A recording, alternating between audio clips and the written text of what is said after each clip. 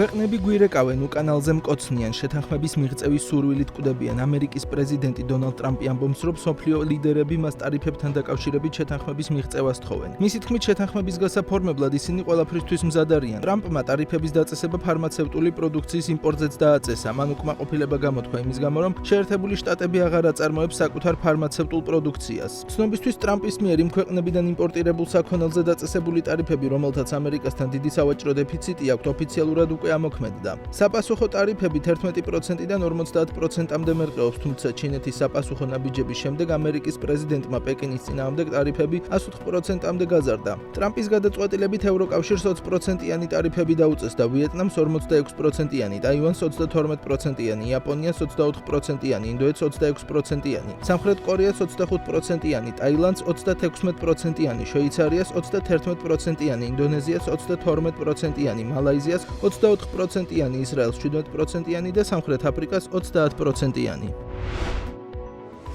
დონალდ ტრამპის დაწესებული სავაჭრო ტარიფების ფონზე ესპანეთის პრემიერ-მინისტრმა პედრო სანჩესმა ევროკავშირს ჩინეთთან ურთიერთობების გადახედვისკენ მოუწოდა. ამის შესახებ ინფორმაციას ბლუმბერგი ავრცელებს. ის, რასაც დონალდ ტრამპი აკეთებს, გლობალურ ვაჭრობასთან დაკავშირებით უნდა აიძულებდეს ევროპას გადახედოს თავის მზადყოფნას, იპოვოს ახალი პარტნიორები და გახსნას ახალი ბაზრები, განაცხადა სანჩესმა. ესპანეთის პრემიერ-მინისტრმა ხაზგასმით აღნიშნა, რომ ამერიკასთან შექმნილი ვითარება ყველასგან ადაპტაციას მოითხოვს და ეს მოიცავს ევროპის პოზიციის ცვლილებას ჩინეთთან მიმართებაში, ასევე ჩინეთის პოზიციის ცვლილებას ევროპასთან მიმართებაში.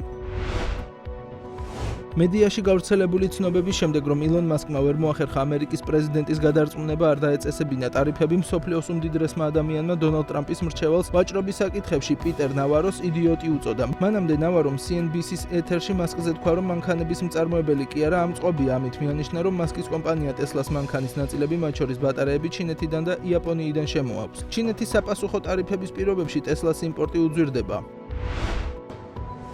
პრეზიდენტ ტრამპის მიერ დაწესებული ტარიფების გამო ბრიტანულმა იაგუარ Land Rover-მა, რომელსაც ჩინური Tata Holdings იფლობს, ამერიკაში ავტომობილების ექსპორტი დროებით შეაჩერა. კომპანიის განცხადებაში აღნიშნულია, რომ ახალი ავტომობილების ექსპორტი ქვეყანაში ერთი თვით ადრე შეწყდება, რათა JLR-მა ბაზარზე არსებული ვითარება შეაფასოს და საფასო პოლიტიკას გადახედოს. დიდი ალბათობით შეზღუდვა დროებითი იქნება, რადგან ბრიტანული პრემიუმ კლასის ავტომობილების სარეალიზაციოდ თავარი ბაზარი სწორედ ამერიკის შეერთებული შტატებია, სადაც Range Rover-ის SUV-ების სერიაზე მოთხოვნა განსაკუთრებით მაღალია. Goldman Sachs-ის პროგნოზით ბარელ ბრენტისა და WTI-ის ტიპის საწვავზე ამ დინამიკების გაგრძელების შემთხვევაში ფასი მკვეთრად დაეცემა. არსებული ვარაუდით 2025 წლის დეკემბრისთვის ბარელი ბრენტის ფასი $62-მდე დაეცემა, ხოლო WTI-ის $48-მდე. რაც შეეხება 2026 წლის დეკემბრის მოლოდინებს, ბრენტის ფასი $45 იქნება, WTI-ის კი $51. დომინიკის რესპუბლიკის დედაქალაქ სანტო დომინგოში ღამის კლუბში სახურავის ჩამონგრევის შედეგად 79 ადამიანი დაიღუპა და 150-ზე მეტი დაშავდა, ინფორმაციას BBC ავრცელებს. ინციდენტი ღამის კლუბ Jet Set-ში პოპულარული მომღერლის რუბი პერესის კონცერტზე მოხდა. ღამის კლუბში ასობით ადამიანი იმყოფებოდა და 400-მდე მაშველი ნანგრევებში მოყოლილების გადასარჩენად სამაშველო სამუშაოებს აგრძელებს. არსებობს შიში, რომ დაღუპულთა რიცხვი კიდევ გაიზრდება. რუბი პერესის ქალიშვილის თქმით, ნანგრევებში ჩარჩენილთა შორის მამამისიცაა.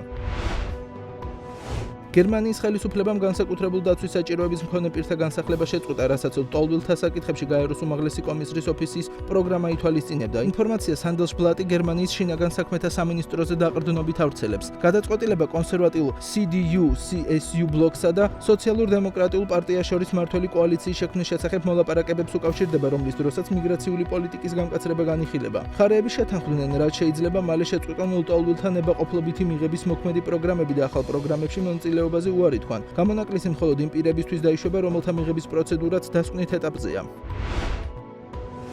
იტალიის კონკურენციის სააგენტო მათამდე ტუროპერატორი ჯამურად 20 მილიონით დააჯარიმა. უწყების განმარტებით მიზეზი კომპანიების მიერ დამკვიდრებული პრაქტიკაა, რომლის გამო ვიზიტორებს რომის კოლიზეუმის ბილეთების შესყიდვა დამოუკიდებლად თითქმის აღარ შეუძლიათ. საქმეზე გამოძიება 2023 წლის ივლისში დაიწყო, მას შემდეგ რაც ტურისტებმა უკმაყოფილება გამოხატეს კოლიზეუმის ბილეთების ოფიციალურ ფასად ონლაინ შესყიდვების გართულების გამო. როგორც იტალიის ანტიმონოპოლიური ორგანო განმარტავს, სააგენტოების მიერ ბილეთების წინასწარ მომარაგების გამო იტალიის ყველაზე პოპულარული ტურისტული ობიექტის სტანდარტული ღირებულების ბილეთები ხანგრძლივი დროით რჩება უწვდომელი. ამ ფონზე ტურისტებს უფრო მაღალფასიანი ბილეთების ყიდვა უწევდათ, რომელიც დამატებით სერვისებს, მაგალითად გიდის მომსახურებას მოიცავს. ყველაზე მაღალი ჯარიმა 7 მილიონის ოდენობით The Cooperative Culture Society მიიღო, რომელიც კოლისეუმის ბილეთების გაყიდვას 1997-დან 2024 წლამდე ხელმძღვანელობდა. ეს იმიტომ, რომ კომპანიამ ვერ უზრუნველყო ტუროპერატორების მიერ დიდი რაოდენობით ბილეთების მომარაგების პრევენცია და ჯარიმდა კიდევ 6 სააგენტო, როგორც იტალიაში, ასევე გერმანიაში, ნიდერლანდებსა და ირლანდიაშიც. როგორც ირკვევა, ტუროპერატორები დიდი რაოდენობის ბილეთების შესაძენად ბოტებსა და სხვა ავტომატურ სისტემებს იყენებდნენ.